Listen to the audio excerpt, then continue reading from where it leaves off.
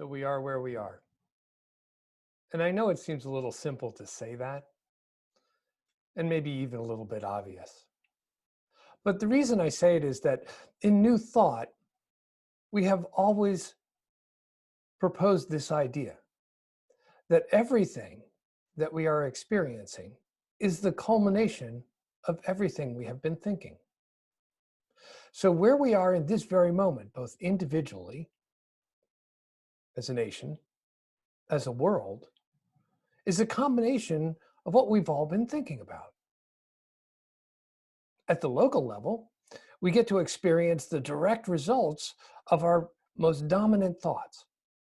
That is what is appearing in our life. For there's a principle that is effective in this very moment. It is responding to our individual thoughts by creating that which we are perceiving as our reality. Now, that's not to say that there isn't a real reality. We're just not sure what it is. Even the quantum physicists aren't really sure what reality is. But what we perceive as our reality is reflected back to us by the tendency of our thoughts. Now, that's something to think about on an individual level, which is a really great thing. Because if, in fact, what we are experiencing in life is a reflection of our thinking, because that's what we're focusing on, then we have the opportunity to change our thinking and hence change our experience of life.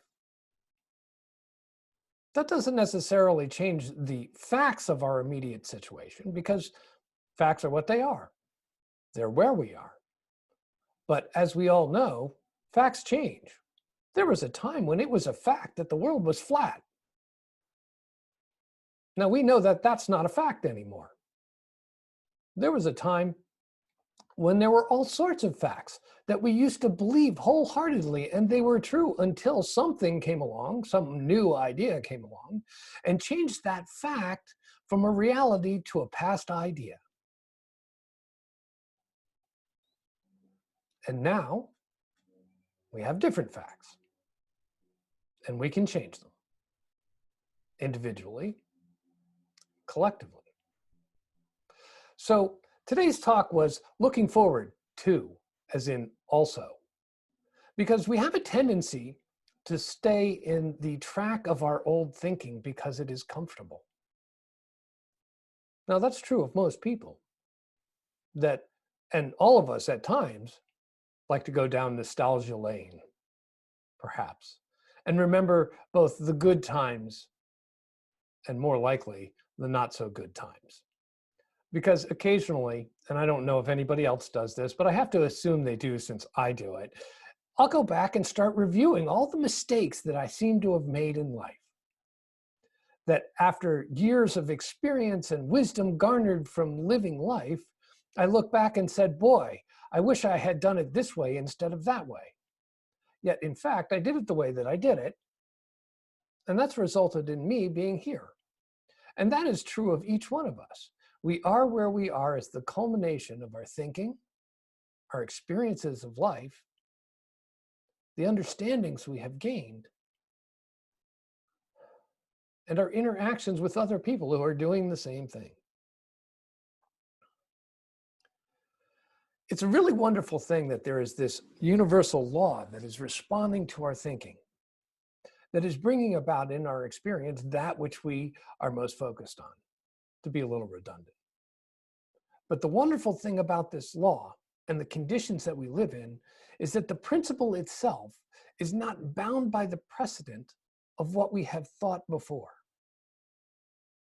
which is a really good thing. Because had it been bound by the precedent of what we had thought before, we'd be living in really overcrowded caves trying to figure out how to make fire. We've advanced a little bit from there. Now we're trying to figure out how to get Zoom to work correctly on any given day, or Skype, or one of the other online media outlets, with clicking buttons and turning mute off and all of the other fun that goes with it. This is progression. Or perhaps we're just rubbing two sticks together and trying to create fire again. But the principle itself, That principle is very simple. It's the principle of cause and effect. And the difference about new thought is that what we do with this principle of cause and effect is to actually identify where the cause is. So in science, what happens is we see an activity and we say that's the cause. It's a fact that that happened, so that was the cause, and that there was an effect that was associated with this cause. But in fact, that's just a logical game, because what's happened is many things have happened when any given causes have been identified, and many things have gone on that are seen and unseen to create an effect that we tend to associate with that cause. But in new thought, we move that back one step further. It wasn't the activity, the condition itself that created the effect. It was the thought that brought about whatever it was that created the condition that created yet another condition. That is the part that is not bound by precedent. So if what we have been thinking is fear, hostility, rage, hate, whatever the negative emotion is, and we've been experiencing fear, hostility, rage, or hate in the world today and identifying it in other people, usually, because we don't do that. We're spiritually evolved. We don't get angry, ever. You can see the silliness of that particular statement, right? We get angry all the time. It's part of nature and human reaction to life to have these emotions. But when we focus on them, then we tend to express them into the world. And when we express them into the world, they tend to gather around them as a magnet gathers iron filings around it. The same ideas, the same emotions, and the same collective thinking that creates more of the same. On the other side, if we choose love and peace and cooperation and harmony and joy individually, we get to experience that because that's what we're being in our lives. And the world, the universal principle is reflecting that back as the cause of the effect of receiving that love, peace, joy, and harmony. And it draws to us more people who are loving, peaceful, harmonious, and want to work together for a greater expression of life now. And then that spreads. It's using the same principle. It's just using it to a different effect. You see, that principle and that infinite power that we talk about has only one way to respond to us. And the only way that it can respond to us is by corresponding to us. And what that means is that what we are thinking is what we're going to experience. Now, this on an individual level has a wonderful thing. If we are feeling some kind of lack, limitation, or sense of enclosure, we have the opportunity to begin by changing our thinking to recognize the abundance that is around us in this very moment now. Whether it's the air we breathe, or the wonder that is in our home environment, or the leaves on the trees that are budding, or the flowers coming out that we can all look at through our windows, or perhaps go for a walk on amongst, to enjoy the abundance that is already present. And when we focus on that, we start to find new things to be grateful for that are in our lives already. That's changed our thinking, and we get to experience life differently. And the world corresponds to that. Now, I like to take that a step further and think, if we would let go of the fear that people are experiencing in this moment now. I heard yesterday there were demonstrations going on. And to me personally, I find that not particularly healthful. However, I'm a metaphysician, so, it'll all turn out okay.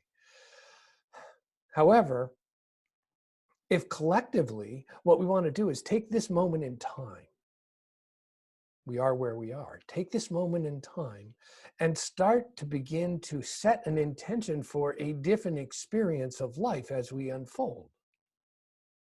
And as we unfold as a nation, as a species, in coordination with all of the other species that happen to inhabit this planet, as a world, as we move out from this world, because we're already living in space, to the next place that we go, and we understand that our collective thinking is created by our individual thinking, we have an opportunity to reimagine the way things are.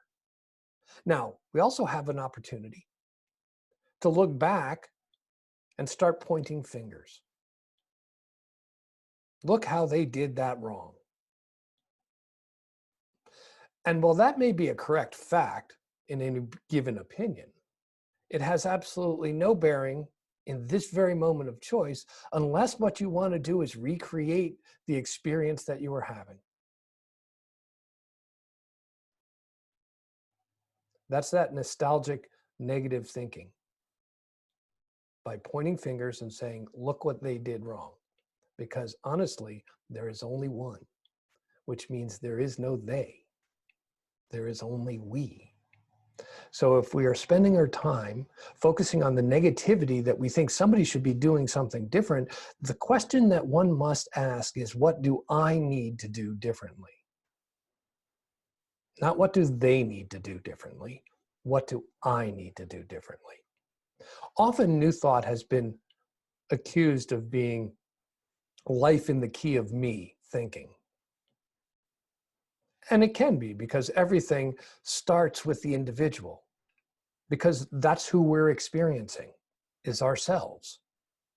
Actually, what we're experiencing is God being ourselves in an individualized form amongst other spirit being itself in other individualized form, but we have to evolve to the consciousness of that to understand it.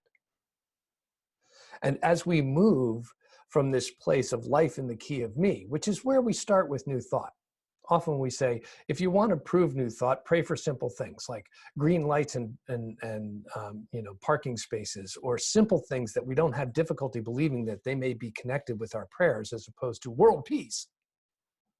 Because when we start praying for world peace and our mind identifies places that are not being peaceful, we say, this doesn't work. It does work.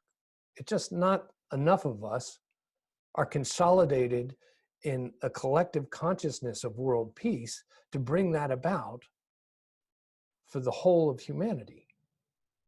Yet we can. There is always the opportunity to do that. But the first thing we need to do is we need to grow out of life in the key of me and begin to move towards life in the key of we. That we are all integrated, essential parts of the whole of humanity and the whole of planet Earth. And that includes all of our other species, all of the resources, all of the living plants, and everything is part of who we are. And we have a tendency to say, life in the key of me. Because it's really great to say, we need to reduce fossil fuel emissions. We know this. All of the science knows this. Except for a few deniers. Okay, whatever. So the science points to the fact that we need to reduce fossil fuels. And everybody's like, yeah, that's a good idea. We should have air to breathe. It seems like a pretty good idea, doesn't it? I think it is. We should have clean air to breathe. It shouldn't be poisoning us. So we need to reduce the number of cars. And that's fine for everybody else but me, because I have to get to work. We need to shift the consciousness and then accept the personal responsibility of our actions and activities within the collective whole of this planet.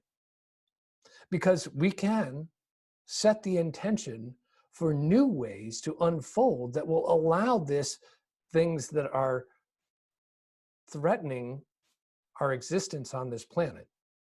Oh, by the way, the planet will be just fine if we go away. Honest, it will. It will keep circling the sun.